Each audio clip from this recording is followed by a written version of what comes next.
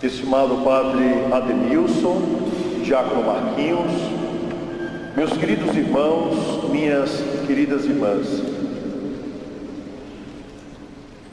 a noite havia sido superada, mas ainda era o dia de sábado. Maria Madalena é uma das figuras fundamentais do Evangelho de hoje, como testemunha do que estava para acontecer. Maria Madalena não foi ao túmulo no dia de sábado, por um motivo muito simples, porque ela estava respeitando a lei de Israel. E segundo a lei de Israel, ninguém podia andar senão no espaço de uma flechada, ou seja, cerca de 150 metros no dia de sábado. A única exceção era sair de sua casa para ir até a sinagoga. Maria Madalena e os outros apóstolos estavam recolhidos pela grande tristeza e pelo grande susto que foi a paixão, a morte e, naturalmente, o sepultamento de Jesus. Também não dava para sair naquele sábado para ir até o túmulo, como era costume dos judeus, visitar no dia seguinte o túmulo daqueles que haviam falecido, porque certamente ela havia chorado durante todo o dia, e o abatimento nos faz ficar em casa, nos leva ao recolhimento, e a tristeza faz com que a gente não tenha grande mobilidade. Pois bem, o sábado havia sido superado, a lei havia sido obedecida, e já de madrugada, quando nós ouvimos o Evangelho de hoje, ainda sendo noite, Maria Madalena finalmente, como que recuperada, resolve dar o primeiro passo, e ela vai ao sepulcro. E é interessante, meus irmãos e minhas irmãs, o que se dá naquele momento. Aquela mulher fica coberta por um grande espanto. Aquela mulher também vê toda a sua esperança restaurada quando ela percebe que a pedra fora removida. Sim, o anjo do Senhor desceu do céu, removeu a pedra e sentou-se sobre ela. Jesus já não estava mais naquele lugar. E é bonito perceber que Jesus não esperou a presença dos discípulos para estar ali. Jesus não esperou ninguém para que acontecesse o maior fato de toda a história da humanidade, a ressurreição de Jesus, a sua vida superando a morte, a sua vida superando a tristeza, a sua vida superando o sepulcro, a sua vida superando a obra do inimigo, que instigando homens que o levaram à cruz, finalmente esta vida estava esplendorosa, viva e longe daquele buraco onde o puseram. Ora, meus irmãos e minhas irmãs, quem ainda está preso à lei antiga não consegue enxergar a nova aliança de Deus. Quem ainda está preso ao sábado não consegue estar pronto para entender o primeiro dia da semana, o domingo, ou seja, a ressurreição e a vida, a nova criação. Jesus ressuscitou no domingo, nessa grande virada da antiga aliança para a nova, do sábado para o domingo, das trevas para a luz, para dizer a todos, uma nova criação foi dada à humanidade, pela presença daquele que é Deus e que não podia estar submisso à lei dos homens, que tantas e tantas vezes é a lei da morte. Ora, meus irmãos e minhas irmãs, em meio àquela grande alegria, em meio àquela grande surpresa, e agora restaurada toda a sua fé, Maria Madalena nos disse, nesse capítulo 20 do Evangelho de São João, sai correndo para avisar os discípulos. E é bonito também aquilo que se dá. Pedro e João saem correndo para o sepulcro. No fundo, eles correram para o lugar errado, porque Jesus havia dito que ao terceiro dia ele ressuscitaria, porque Jesus havia dito que eles deviam ir para a Galileia, porque é lá onde tudo começou que ele os encontraria. Porém, o desejo de ter a certeza daquilo que na verdade já era certo faz com que Pedro e João se direcionem ao sepulcro. E é interessante que nos diz o Evangelho que aquele mais jovem correu mais apressadamente para chegar ao sepulcro. E nós não podemos esquecer que João era chamado do discípulo amado de Jesus. Ele representa toda a igreja. O amor corre mais rápido, o amor tem pressa, e o amor chega para entender essa mensagem de Deus, porque somente o coração consegue revelar aquilo que muitas vezes a razão não consegue nos dizer. Qual o resultado? Ele chega, mas ele respeita a fragilidade de Pedro, que tendo que vencer pelo menos 2 quilômetros de corrida, tem que parar ao longo do caminho pela própria idade. Aquele jovem sabe respeitar aquele que era o chefe da comunidade e que devia dar resposta definitiva para os acontecimentos. E ali o jovem João olha, mas não entra, respeita, tem paciência, porque o amor é paciente, o amor sabe esperar e o amor respeita sempre. Finalmente, mesmo cansado, chega o velho Pedro e não pensa 2 vezes em entrar ali no sepulcro. E João entra depois dele. E os dois, cheios agora de fé, restaurados por aquilo que eles conseguem entender, finalmente vão ter a certeza: o Senhor ressuscitou. E a palavra que ontem nós ouvimos na vigília pascal, que fora dada para as 3 mulheres, resgata definitivamente a fé daqueles homens, faz com que a certeza da ressurreição de Jesus vença em seus corações as trevas da incredulidade, as trevas de quem não consegue entender os projetos de Deus, as trevas daquele que estão sempre buscando no sepulcro, quando na verdade deviam buscar na grandiosidade, na beleza da luz, a presença daquele que está em nossa vida, que já nos encontrou, que clama para que nós consigamos entender a sua presença, não mais morto, mais vivo, não mais maltratado, mas pleno da glória de Deus, através da sua ressurreição.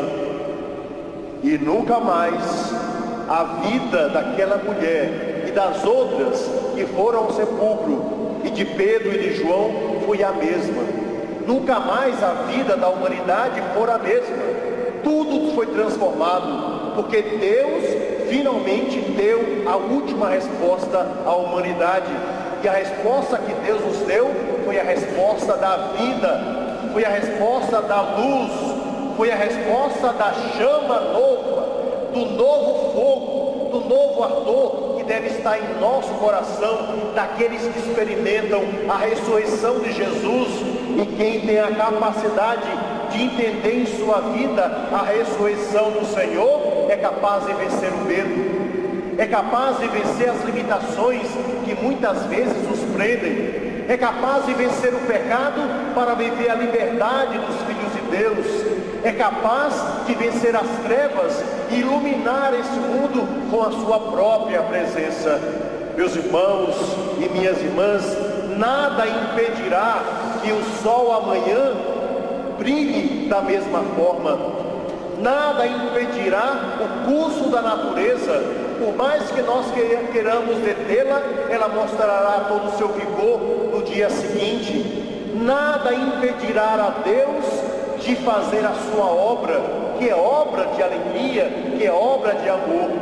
Nada impedirá esse mundo de viver a grandiosidade da obra de Deus, porque Ele ressuscitou para que nós, homens e mulheres, vivamos como ressuscitados, porque Ele manifestou a força de seu amor para que nós experimentemos a sua presença em nossa vida, e Ele nos coloca em missão, como aconteceu com Pedro, com João, com Maria Madalena, com os outros apóstolos e como todos os discípulos, para irmos em todos os lugares, através da luz que nós carregamos, dizendo aos homens e às mulheres: a vida venceu, o amor triunfou, Cristo ressuscitou, e essa deve ser a história e a glória do mundo, porque somente a luz consegue vencer as trevas, somente o amor consegue vencer o ódio,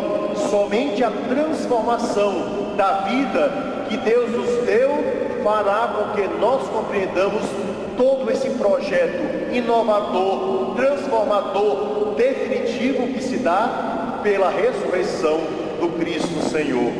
Que cada um de nós viva a beleza do ressuscitado, que nenhum de nós vá buscar no túmulo aquele que não mais está lá, que nenhum de nós viva na busca de uma tristeza constante, de um pensamento negativo constante, do olhar negativo sobre tudo e sobre todos, mas que a ressurreição do Senhor nos leve ao vigor da vida nova, dessa nova esperança, desse novo olhar, desse novo sonho que devemos manter e ao mesmo tempo fazer realizado. Que nenhum de nós busque em meio às trevas aquele que agora é a plena luz.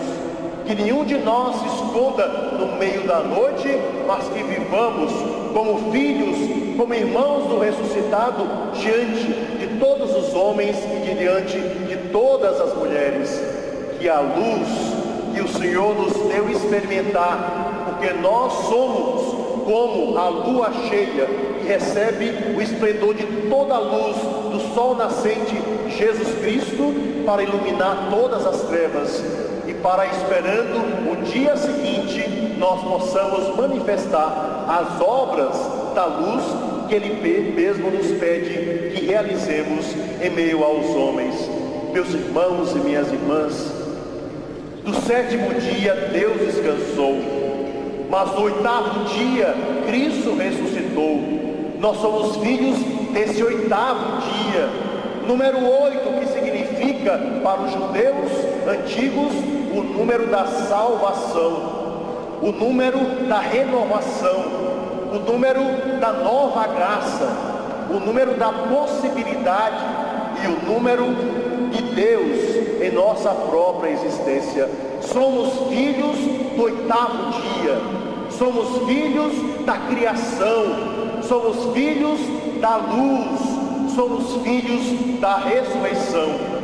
Que essa alegria invada o nosso coração e a nossa própria existência, e que nós saiamos desse tempo tão belo para essa luz tão resplandecente de Petrópolis, para gritar pela nossa vida, pelo nosso exemplo e pelas nossas escolhas, que nós sim cremos na ressurreição, que nós sim vamos viver diante dos ressuscitados, que nós sim somos homens e mulheres que nascemos para a vida, e desse modo superaremos todas as espécies de morte, para que brilhe o ressuscitado, a sua vida e a ressurreição em meio ao mundo em que nós vivemos, ao tempo em que caminhamos para as coisas do alto. Um homem muito ganancioso ficou sabendo que fora roubado o colar de uma princesa e que o rei daria 2 vezes o valor daquele colar precioso para quem o encontrasse.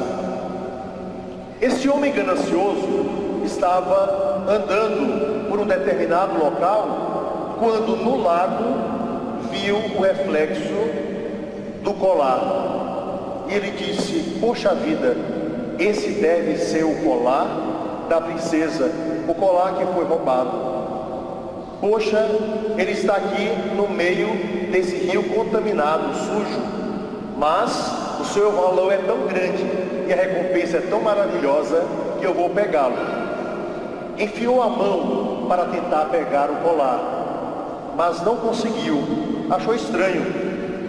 Tentou outra vez porque lá estava o reflexo do colar, mas não conseguiu. Resultado, mesmo coberto de nojo, ele resolveu entrar naquele rio fétido. Entrou com todo o cuidado, mais uma vez tentou pegar o colar. Estava ali, diante dos seus olhos, ele não sabe como. Era noite, mas a lua mostrava que lá estava o colar e ele tentava e não conseguia. Entristecido por não conseguir pegar o colar que ele imaginava estar na sua frente, ele saiu do rio sujo.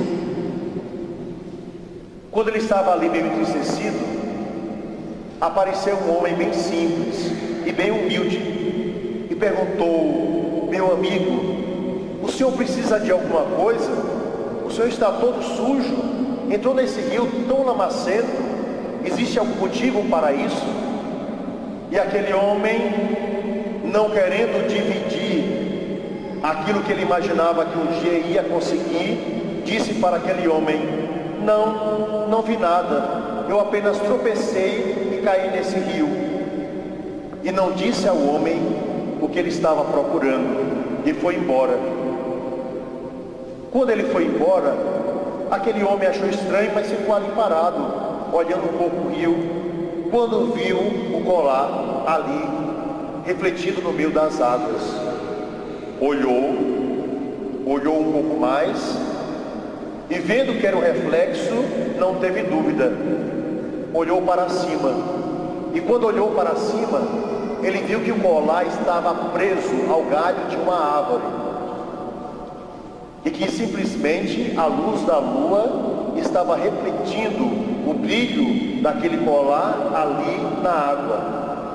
E por olhar para cima, ele não teve dúvida, subiu na árvore, resgatou o colar. No dia seguinte foi ao palácio, entregou o colar ao rei e recebeu a fortuna que o rei havia prometido, porque foi capaz de procurar aonde devia ser encontrado.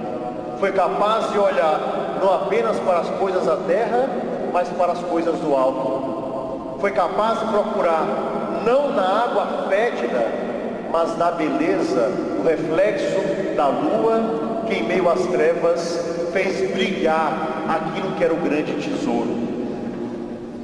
Meus irmãos e minhas irmãs, aqui está o nosso prêmio.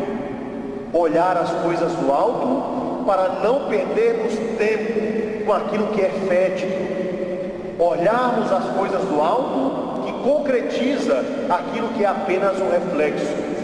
Olhar as coisas do alto para que possamos transformar pelo prêmio recebido de Deus todas as realidades da terra. Que cada um de nós busque aonde deve ser encontrado. E não será no sepulcro, mas será na vida que está diante de todos nós. Que essa certeza alegre o nosso coração, porque dos prêmios nós recebemos o maior de todos, a ressurreição de Jesus, a sua vida e a nossa salvação.